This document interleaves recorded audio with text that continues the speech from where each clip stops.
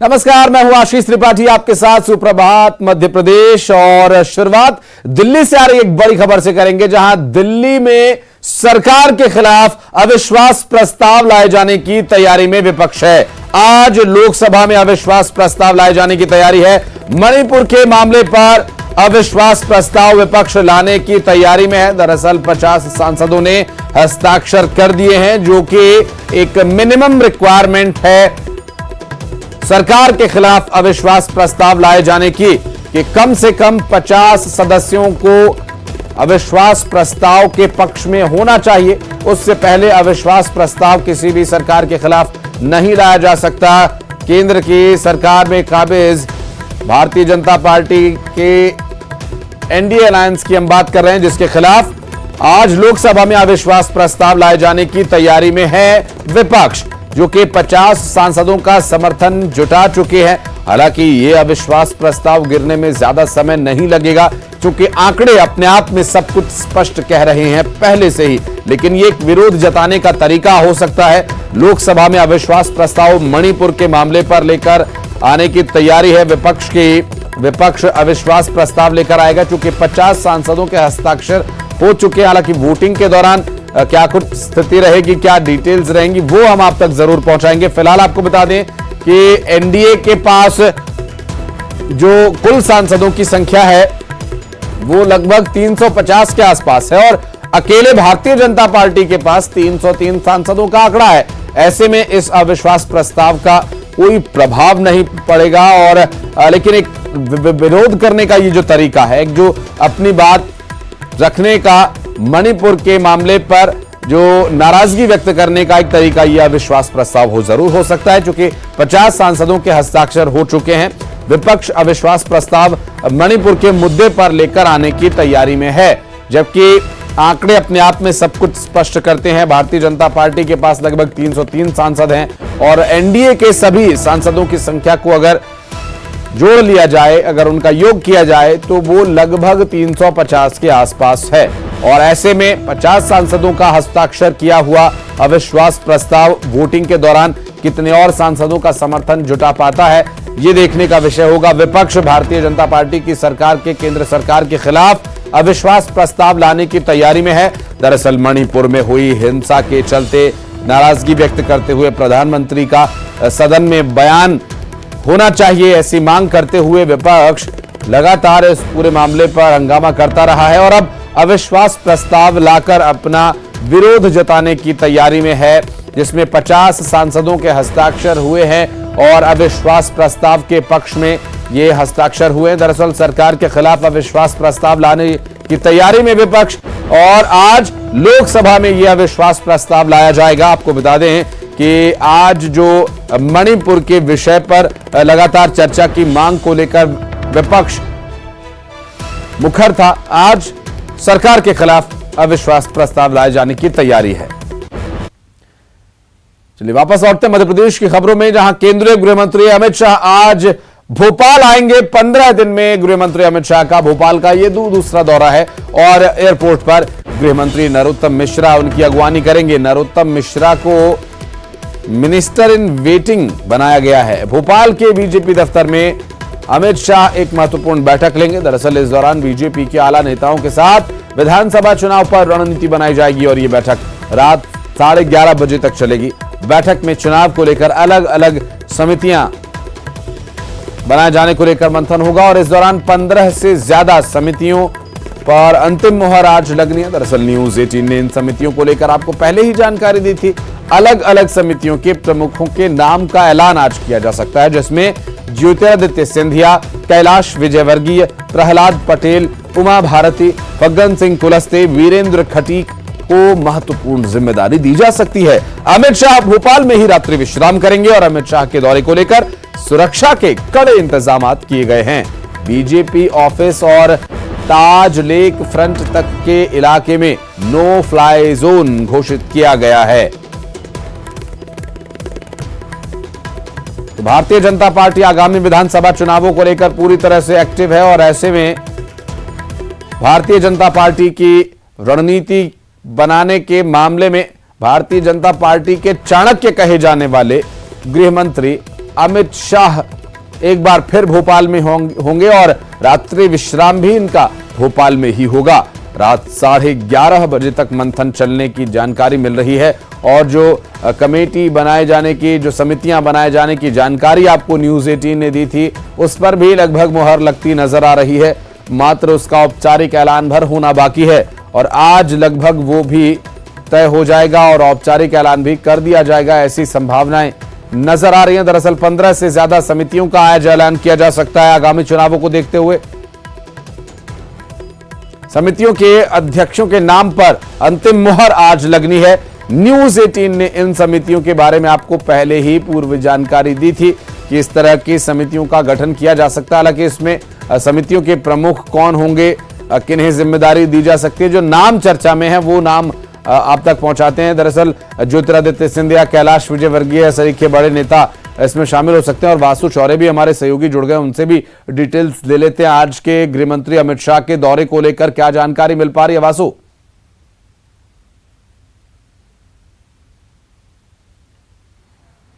निश्चित तौर पर देखिए, बेहद महत्वपूर्ण आज केंद्रीय गृह मंत्री अमित शाह का मध्य प्रदेश का दौरा है, जो बीजेपी के सबसे शीर्ष लीडरशिप में जिनका नाम शामिल होता है और जिन्हें चुनावों का चाणक्य भी कहा जाता है। बीजेपी को सबसे बड़ी पार्टी बनाने का श्रेय उन्हें जाता है। कई बीजेपी नेता जो हैं इस बात को लेकर काफी उत्साहित हैं कि आज अमित शाह मध्य प्रदेश के दौरे पर आ रहे हैं और जिस तरीके से मध्य प्रदेश का पॉलिटिकल सिनेरियो रहा है बीते दिनों में, कई सारे ऐसे मुद्दे हैं जिनको लेकर जमकर सियासत गरमाई है। कांग्रेस और बीजेपी के बीच आरोप प्रत्यारोप का दौर चल रहा है और इसी के साथ ही चुनावी रणनीति जो है वो भी अब बनना तेज हो गई है और यही वजह है कि अमित शाह आज एक महत्वपूर्ण दौरा मध्य प्रदेश का करने जा रहे हैं, जिसमें कई सारी वो बैठकें लेंगे और कहा जा सकता है कि एक ब्लूप्रिंट, एक पूरा का पूरा खाका जो है विधानसभा चुनावों का इस बैठक के दौरान तैयार कर लिया जाएगा और उसी को लेकर बीजेपी के फिर तमाम सारे जो नेता हैं, जो कार्यकर्ता हैं, वो आगे बढ़ेंगे। निश्चित तौर पर जैसा कि आप जिक्र कर रहे थे कि बहुत सारे बड़े नेता हैं जिनको जिम्मेदारियां अभी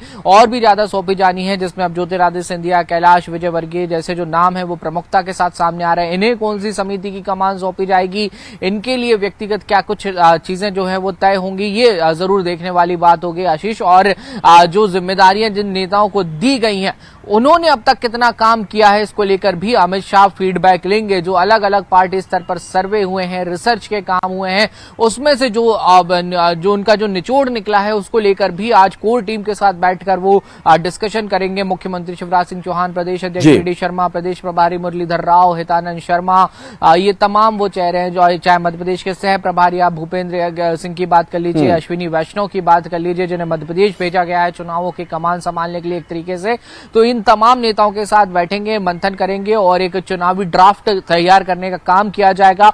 टिकट वितरण को लेकर क्या कुछ स्थितियां आने वाले समय में रहने वाली है, किस आधार पर टिकट दिए जाएंगे, किस आधार पर टिकट काटे जाएंगे, ये बहुत महत्वपूर्ण एक इस पूरी बैठक के दौरान चर्चा का विषय रहने वाला है। तो अपने आप में आज के लिए आज का दिन जो है मध्य प्रदेश में काफी सियासी सरगर्मियों वाला दिन रहने वाला है और अमित शाह जब आएंगे और वो बैठ के लेंगे तो उस पर भी हमारी समितियों की भूमिका भी यहाँ पर तय होगी कि समितियां जो जिसका न्यूज़ 18 ने वासु पहले भी जिक्र किया था कि इस तरह की समितियां बनाई जा सकती हैं और ये समितियां आगे क्या काम करेंगी, ये भी काफी कुछ आज स्पष्ट होने की संभावना है। आप नजर बनाए रखिएगा और आप रहिए हमारे साथ, कुछ और खबरों पर आपसे डिटेल्स आगे लेनी है। फिलहाल अपने दर्शकों को बता दें इस वक्त एक और बड़ी खबर वो ये कि मुख्यमंत्री शिवराज सिंह चौहान आज सिंगरौली जाने वाले हैं। दरअसल संत रविदास यात्रा को हरी झंडी दिखाने के लिए वे जाएंगे और यहां मुख्यमंत्री शिवराज सिंह चौहान एक जनसभा को भी संबोधित करेंगे। ताबड़तोड़ रैलियां, ताबड़तोड़ रोड शोज कर रहे हैं मुख्यमंत्री शिवराज सिंह चौहान और आज एक बार फिर सिंगरौली की दौरे पर, जहां संत रविदास यात्रा को हरी झंडी तो दिखाएंगे ही, साथ ही एक जनसभा को भी यहां पर मुख्यमंत्री शिवराज सिंह चौहान संबोधित करेंगे।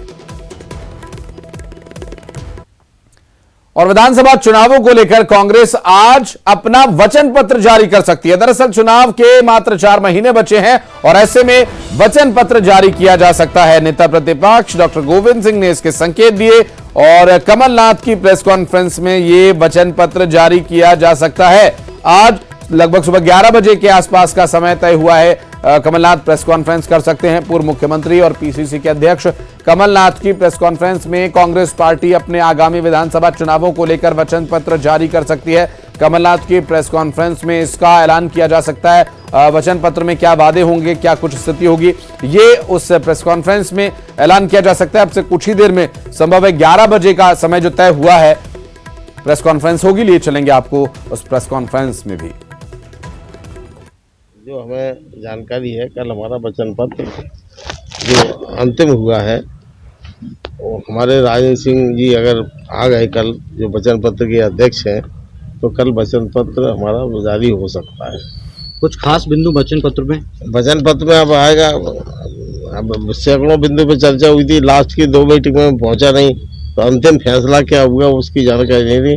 पहले तो हर मीटिंग में करीब अधिकांश में गया हूँ और जनता के हित में हर वर्ग को टच किया है। ऐसा कोई वर्ग नहीं है जिसके लिए हमारे वचन पत्र में स्थान न रहा हो। वासु चौरे हमारे सहयोगी हमारे साथ मौजूद हैं।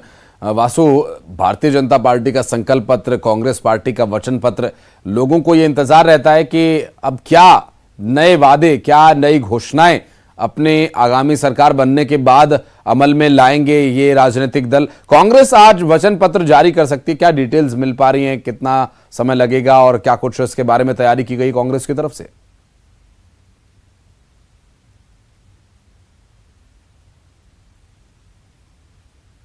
है वो किसी भी राजनीतिक पार्टी के लिए चुनाव लड़ने का एक आधार होता है, क्योंकि वही सारे वादे होते हैं, वही सारे दावे होते हैं जिनको लेकर जो पार्टी के नेता हैं, जो पार्टी के प्रत्याशी हैं, जो कार्यकर्ता हैं, वो घर घर पहुंचते हैं और लोगों को बताते हैं कि देखिए अगर आपने हमें चुना तो हम आपके लिए ये सारी चीजें करके बताएंगे, और उसी के को लेकर वोट की अपील भी की जाती है। तो मैनिफेस्टो को लेके, वचन पत्र को लेके कांग्रेस जो है लंबे समय से तैयारी कर रही थी। कांग्रेस वचन पत्र समिति की जो बैठकें हैं वो कई राउंड की बैठकें जो है वो पूरी हो चुकी हैं और कुछ दिन पहले ही अंतिम बैठक जो है वो हुई थी, और उसके बाद से ही लगातार ये कयास लगाए जा रहे थे कि जल्द ही कांग्रेस की ओर से जो उनका वचन पत्र मैनिफेस्टो है वो जारी कर दिया जाएगा। संभवतः उम्मीद है कि आज ये वचन पत्र आ सकता है, क्योंकि जिस तरीके से नेता प्रतिपक्ष डॉक्टर गोविंद सिंह ने बयान दिया कि तैयारियां सारी पूरी हो गई हैं और जो सुझाव आए थे उन पर भी अमल कर लिया गया है। जनता के बीच से जो मांगे उठ रही थी, जो मांगे निकलकर सामने आ रही थी, उन सभी मांगों को हमने अपने वचन पत्र में शामिल किया है और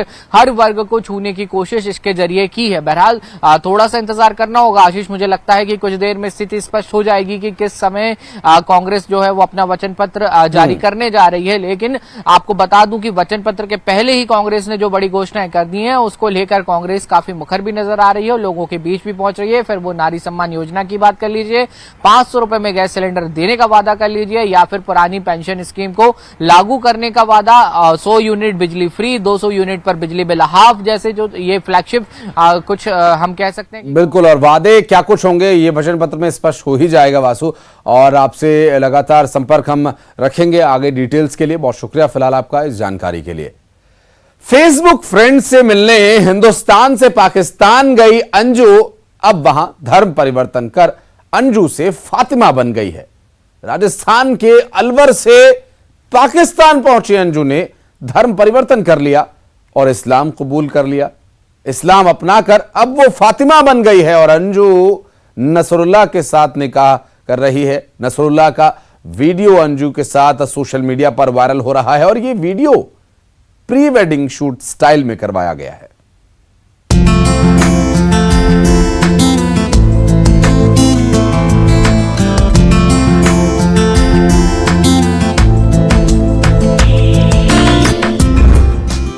सरहद पार मोहब्बत का इजहार, अंजू अब बन गई फातिमा। नसरुल्लाह से अंजू का निकाह, अंजू का निकाहनामा आया सामने। अब तक क्यों झूठ बोल रही थी अंजू? क्या अब भारत आएगी अंजू?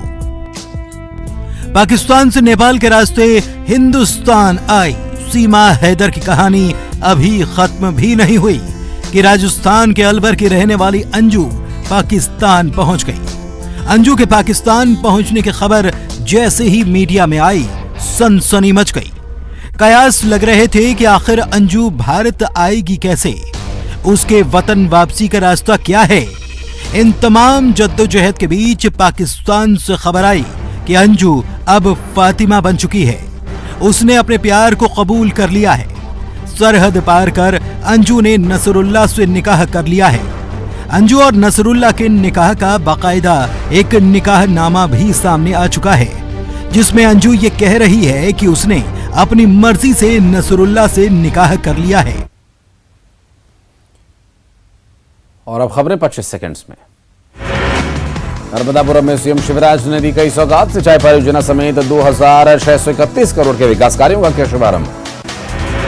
शिवराज सरकार की बड़ी घोषणा, तेजाजी दशमी को ऐच्छिक अवकाश में किया शामिल, 24 सितंबर को है ऐच्छिक अवकाश।